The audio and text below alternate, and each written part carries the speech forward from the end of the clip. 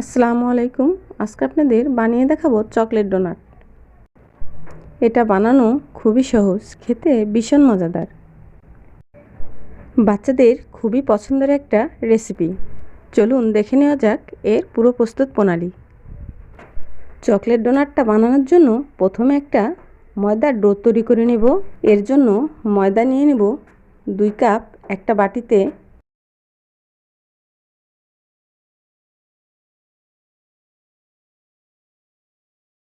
এক চামচের একটু বেশি ইস্ট, স্বাদমতো লবণ, গুঁড়া দুধ 1 চা চামচ, চিনি 2 টেবিল চামচ, একটা ডিম,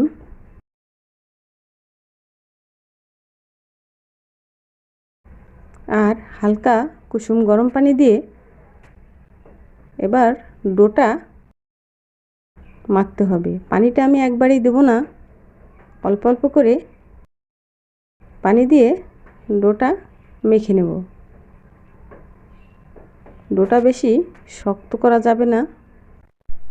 এ পর্যায়ে দিয়ে দেব 1 টেবিল চামচ রান্নার রেগুলার তেল। একটু নরম টাইপের করে মেখে নিতে হবে।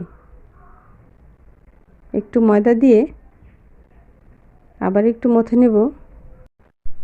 এবার 2 হাতে তেল মেখে ডোটাকে এভাবে করে হাতে নিয়ে বাটির ভিতরে রেখে চারপাশ থেকে একটু চেপে ঢাকনা দিয়ে ঢেকে রেস্টে রেখে দেব 1 ঘন্টার জন্য। ফিরে এলাম 1 ঘন্টা পর। ঢাকনাটা খুলে ময়দার ডোটা ফুলে ডবল হয়ে গিয়েছে। এবার চারপাশ থেকে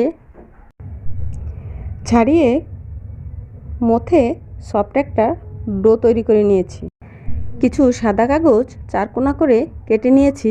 এতে অয়েল ব্রাশ করে এভাবে করে নিয়েছি। যেটার উপরে ময়দার ডোটা রাখবো তার উপরে তেল দিয়ে এভাবেই করে নিয়েছি। ডোটা রেখে মাঝ বরাবর চাকু দিয়ে কেটে কয়েকটা টুকরো করে নেব।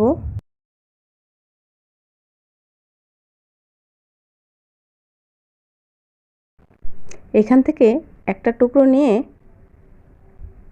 এভাবে হাত দিয়ে গোল একটা বলের মতো করে নেব। এভাবেই সবগুলো করে নেব। একটা ডো তেলালা কাগজের উপরে এভাবে রেখে বোতলের মুখ দিয়ে এভাবে করে নিলেই ডোনাটের শেপটা হয়ে যাবে। স্ক্রিনে দেখতেই পাচ্ছেন কিভাবে করেছি। একইভাবে সব ডোনাটগুলো বানিয়ে নিয়েছি। এবার একটা কাপড় দিয়ে উপর থেকে ঢেকে দেব যাতে ড্রাই না হয়ে যায়। আধা ঘন্টার জন্য রেখে দেব। আধা ঘন্টা পরে এটাকে ভাজার জন্য চুলায় একটা প্যানে পর্যাপ্ত তেল দিয়ে দিয়েছি। চুলাটা অন করে হালকা তেল গরম হলেই একটা করে ডোনাট এর মধ্যে দিয়ে দেব। একটা পাশে হালকা একটু কালার হলেই অন্য পাশটা এভাবেই কাগজটা ছাড়িয়ে উল্টে দেব। 2 পাশে সুন্দর একটা কালার হলেই তুলে নেব।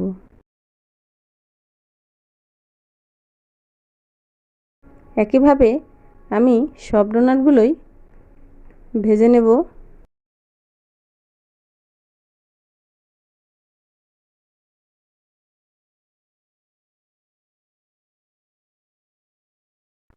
একটা পিরিচে চকলেটের সিরাপ বানিয়ে নিয়েছি।